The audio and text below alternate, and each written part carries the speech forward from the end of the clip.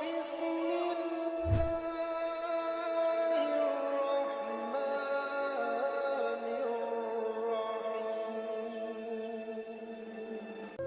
السلام علیکم ناظرین۔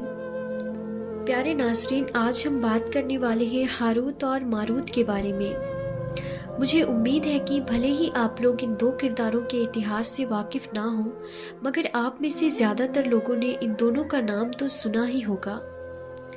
دراصل ہم بات کر رہے ہیں ہاروت اور ماروت کی، وہی ہاروت اور ماروت کی جو اصل میں انسان نہیں بلکہ دو فرشتے ہوا کرتے تھے، دو ایسے فرشتے جو آج بھی ہماری اس دنیا کے ایک خوفناک کنویں میں قید ہیں۔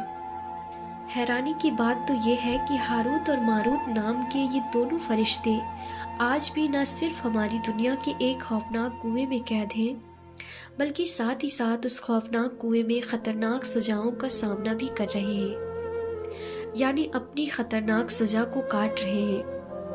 مگر ناظرین، اب سب سے بڑا سوال یہی ہے کہ آخر ہاروت اور ماروت نام کے یہ دونوں فرشتے کون تھے، اور آخر ان دونوں فرشتوں نے وہ کون سا بڑا گناہ کر دیا تھا کہ جس کی وجہ سے آج تک یہ لوگ ہماری دنیا کے ایک کنویں میں خطرناک سزاؤں کا سامنا کر رہے ہیں۔ تو آج کی اس ویڈیو میں آپ لوگوں کو انہی سارے سوالوں کے جواب ملنے والے ہیں۔ ساتھ ہی ساتھ آپ لوگ یہ بھی جان سکیں گے کہ آخر وہ خطرناک کنواں ہماری اس دنیا میں کہاں پر موجود ہے کہ جس میں ہاروت اور ماروت کو قید کیا گیا ہے۔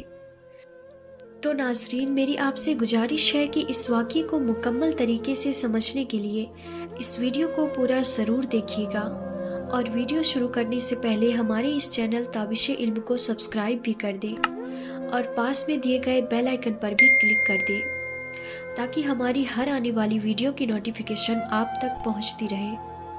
تو چلیے ناظرین، ویڈیو شروع کرتے ہیں۔ ہاروت و ماروت کون تھے؟ بابل کا کنواں کہاں ہے؟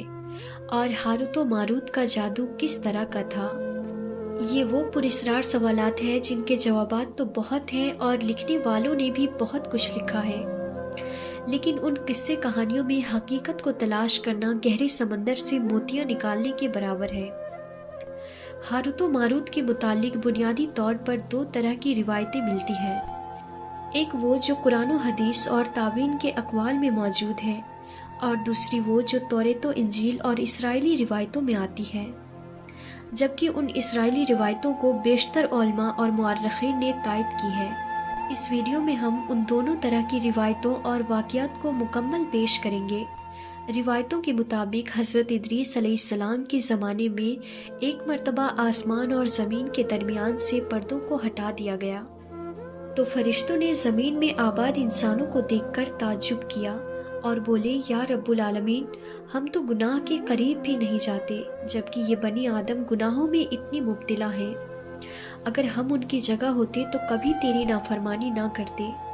اللہ نے ارشاد فرمایا، انسانوں کو غصہ اور شہوت دی گئی ہے، اگر یہ چیزیں تمہیں بھی دی جائے تو تم بھی اسی طرح گناہ میں مبتلا ہو جاؤ گے۔ لیکن فرشتوں نے کہا، ہم ایسا ہرگز نہ کریں گے۔ لہٰذا اللہ کے حکم سے فرشتوں نے اپنی جماعت میں سے دو بہترین اور اطاعت گزار فرشتوں کو چن لیا، جن کا نام ہاروت اور ماروت تھا۔ اللہ نے ان دو فرشتوں میں انسانی فطرت اور شہوت ڈال کر دنیا میں بھیجا۔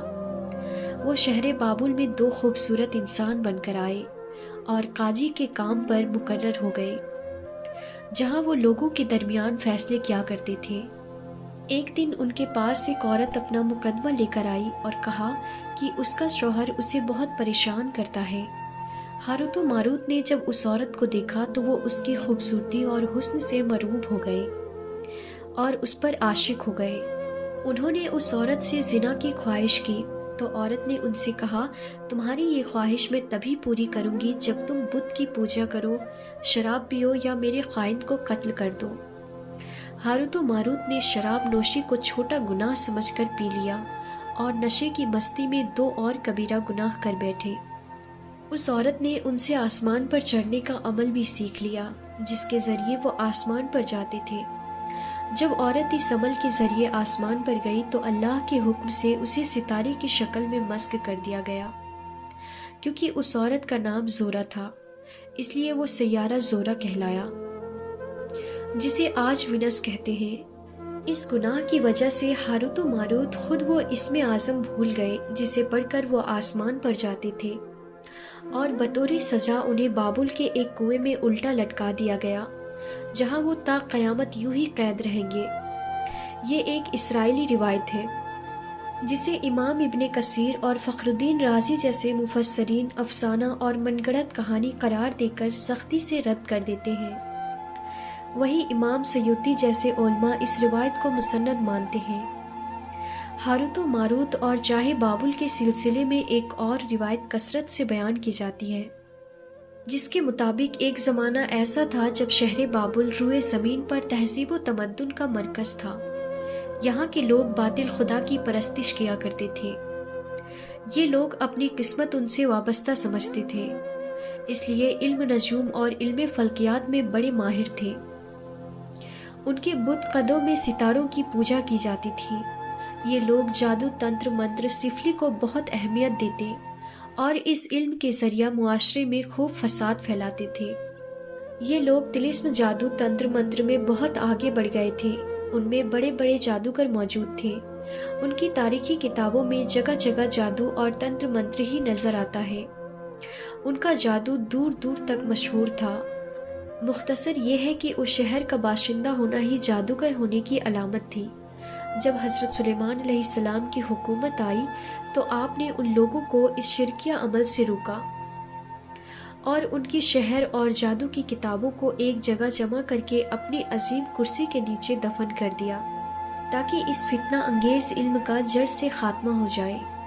جب حضرت سلیمان علیہ السلام کی وفات ہوئی تو شیطان نے ان کتابوں کو دوبارہ کھود کر نکالا اور لوگوں سے کہا کہ سلیمان پیغمبر نہیں تھا بلکہ ان کتابوں کے ذریعے حکومت کیا کرتا تھا، لہٰذا ہوا میں اڑنا، جنات پر قابو اور سلیمان علیہ السلام کے غیر معمولی معجزات دراصل جادو اور سفلی کا عمل تھا۔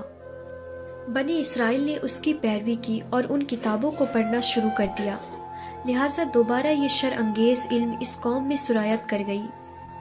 اللہ نے حضرت سلیمان علیہ السلام پر لگائے گئے الزام اور تہمت کی نفی کرتے ہوئے سورہ بقرہ میں سمایا ہے۔ اس کا ترجمہ کچھ اس طرح ہے: اور انہوں نے اس چیز کی پیروی کی جو شیطان سلیمان کے بادشاہ کے وقت پڑھتے تھے، اور سلیمان نے کفر نہیں کیا لیکن شیطانوں نے ہی کفر کیا۔ لوگوں کو جادو سکھاتے تھے اور اس چیز کی بھی جو شہر بابل میں ہاروت و ماروت 2 فرشتوں پر اتارا گیا تھا، اور وہ کسی کو نہ سکھاتے تھے جب تک یہ نہ کہہ دیتے کہ ہم تو صرف آزمائش کے لیے ہیں، تو کافر نہ بن۔ لہٰذا اب یہ شہر کا علم بابل میں عام ہو گیا اور لوگوں کی تکلیف اور پریشانی کا باعث بن گیا۔